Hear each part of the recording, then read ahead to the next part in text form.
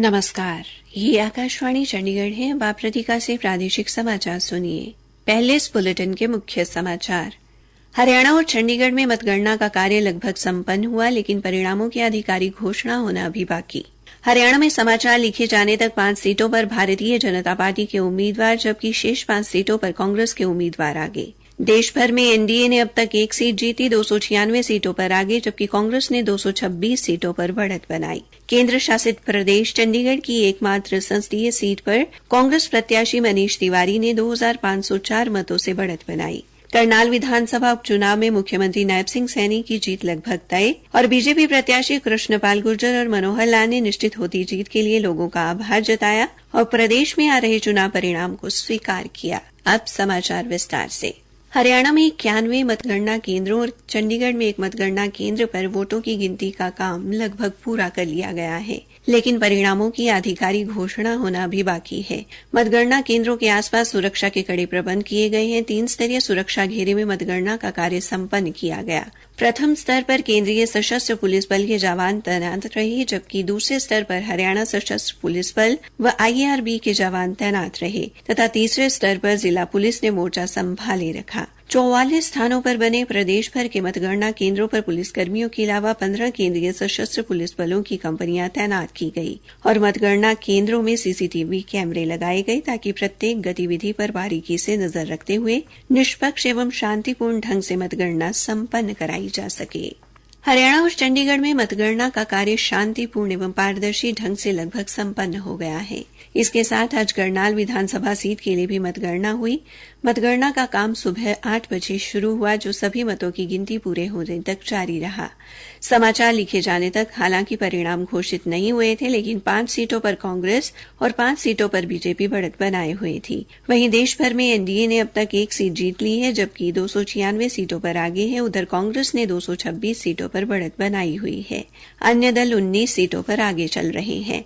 हरियाणा की 10 लोकसभा सीटों और चंडीगढ़ की 1 लोकसभा सीट पर मतगणना के रुझान सुबह से ही मिलने शुरू हो गए थे और शाम होने तक स्थिति काफी हद तक स्पष्ट होती गई। हरियाणा चंडीगढ़ सहित लगभग 10 सीटों पर मुख्य मुकाबला भारतीय जनता पार्टी और कांग्रेस के बीच रहा, जबकि कुरुक्षेत्र विधानसभा सीट से मुख्य मुकाबला भारतीय जनता पार्टी के नवीन जिंदल और इंडी गठबंधन के आम आदमी पार्टी से उम्मीदवार डॉ सुशील गुप्ता के बीच देखने को मिला। हालांकि बीजेपी प्रत्याशी नवीन जिंदल ने सुबह से ही डॉ सुशील गुप्ता के मुकाबले बढ़त बनाए रखी। कुरुक्षेत्र लोकसभा सीट से चुनाव लड़ रहे इंडियन नेशनल लोकदल के अभय सिंह चौटाला किसान संगठनों के समर्थन के बावजूद 70,000 से अधिक वोट ही ले पाए। इसी तरह सिरसा और रोहतक लोकसभा क्षेत्र में कांग्रेस उम्मीदवारों ने बढ़त बनाए रखी।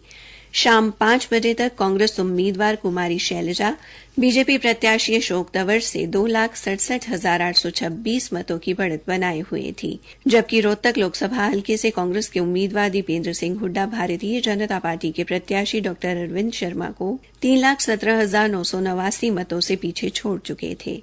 इसी तरह करनाल से भारतीय जनता पार्टी के प्रत्याशी मनोहर लाल शाम 5 बजे तक कांग्रेस प्रत्याशी दिवांशु बुद्धि राजा से 2,11,260 मतों की बढ़त हासिल किए हुए थे। तभी कांग्रेस प्रत्याशी दीपेंद्र हुड्डा और कुमारी शैलजा व बीजेपी प्रत्याशी पूर्व मुख्यमंत्री मनोहर लाल की जीत लगभग तय हो गई थी। वहीं अंबाला लोकसभा क्षेत्र से कांग्रेस उम्मीदवार वरुण चौधरी ने शाम होने तक बीजेपी प्रत्याशी बंतो कटारिया से लगभग 43,000 मतों से बढ़त बना ली। फरीदाबाद से बीजेपी प्रत्याशी कृष्णपाल गुर्जर ने शाम होते होते कांग्रेस के महेंद्र प्रताप सिंह को 1,64,771 मतों से पछाड़ते हुए अपनी जीत लगभग तय कर ली। गुरुग्राम संसदीय क्षेत्र से बड़े रोचक रुझान देखने को मिले। दिन में कांग्रेस प्रत्याशी राज बब्बर ने भारतीय जनता पार्टी के प्रत्याशी राव इंद्रजीत सिंह पर बढ़त बनाए रखी, लेकिन शाम होते होते बीजेपी प्रत्याशी राव इंद्रजीत सिंह से 84,578 मतों से पिछड़ गए। सोनीपत संसदीय क्षेत्र में कांग्रेस उम्मीदवार सतपाल ब्रह्मचारी और भारतीय जनता पार्टी के उम्मीदवार मोहन लाल बड़ौली के बीच मुकाबला दिलचस्प रहा। दोनों प्रत्याशी दिन भर कुछ हजार मतों से एक दूसरे से आगे पीछे होते रहे, लेकिन शाम तक मोहन लाल बड़ौली सतपाल ब्रह्मचारी से 20,711 मतों से पिछड़ गए। उधर हिसार लोकसभा क्षेत्र में शाम तक कांग्रेस उम्मीदवार जयप्रकाश ने बीजेपी प्रत्याशी रणजीत सिंह चौटाला को 52,759 मतों से पीछे छोड़ दिया। भिवानी महेंद्रगढ़ लोकसभा क्षेत्र से भारतीय जनता पार्टी के उम्मीदवार धर्मवीर सिंह कांग्रेस उम्मीदवार रावदान सिंह पर 40,689 मतों की बढ़त बनाए हुए थे। इस बार के लोकसभा चुनाव में क्षेत्रीय दल अच्छी कारगुजारी नहीं दिखा सके और अधिकतर सीटों पर उन्हें उम्मीद से बहुत कम मतों पर संतोष करना पड़ा और दोपहर तक वो मुकाबले से लगभग बाहर हो गए। प्रादेशिक समाचार आकाशवाणी चंडीगढ़ से प्रसारित किए जा रहे हैं। केंद्र शासित प्रदेश चंडीगढ़ की एकमात्र संसदीय सीट पर समाचार लिखे जाने तक कांग्रेस प्रत्याशी मनीष तिवारी बीजेपी प्रत्याशी संजय टंडन के मुकाबले 2,504 मतों की बढ़त बनाए हुए थे। मनीष तिवारी को 2,16,657 वोट मिले जबकि संजय टंडन को 2,14,153 मत हासिल हुए। मतगणना अभी जारी थी। बहुजन समाज पार्टी की ऋतु सिंह केवल 6,708 वोट ही हासिल कर पाई। चंडीगढ़ में नोटा पर 2,912 वोट डाले गए जबकि कई आजाद उम्मीदवारों की जमानत जब्त होती दिखाई दी। हरियाणा के मुख्यमंत्री नायब सिंह सैनी ने करनाल विधानसभा चुनाव में मिल रही जीत पर संतोष व्यक्त किया है और लोगों का आभार जताया है। श्री सैनी कांग्रेस से अपने प्रतिद्वंदी त्रिलोचन सिंह से 41,483 मतों से आगे हैं।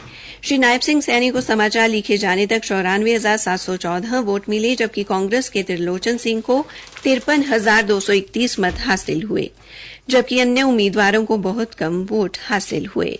फरीदाबाद लोकसभा क्षेत्र से बीजेपी प्रत्याशी कृष्णपाल गुर्जर और करनाल से लोकसभा प्रत्याशी मनोहर लाल ने अपनी जीत को निश्चित देखते हुए मतदाताओं का आभार जताया।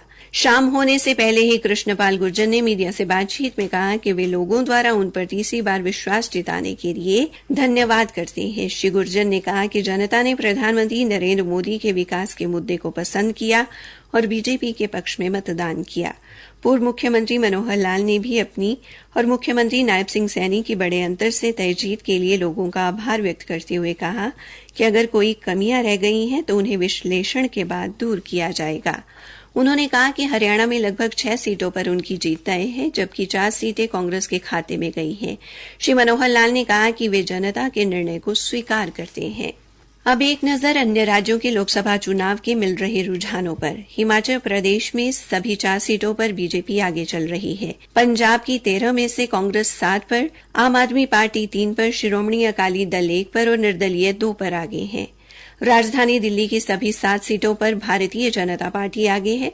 राजस्थान की 25 में से 14 सीटों पर बीजेपी, 8 पर कांग्रेस तथा सीपीएम एक सीट पर बढ़त बनाए हुए है। उत्तर प्रदेश की 80 में से 36 पर भाजपा, 33 पर समाजवादी पार्टी, 7 पर कांग्रेस, 2 पर आरएलडी और आजाद समाज पार्टी कांशीराम एक सीट पर आगे हैं। उत्तराखंड की सभी 5 लोकसभा सीटों पर बीजेपी आगे चल रही है। जम्मू कश्मीर में 5 में से बीजेपी और नेशनल कांग्रेस 2 सीट पर और 1 पर निर्दलीय आगे हैं। लद्दाख की 1 सीट पर निर्दलीय बढ़त बनाए हुए हैं।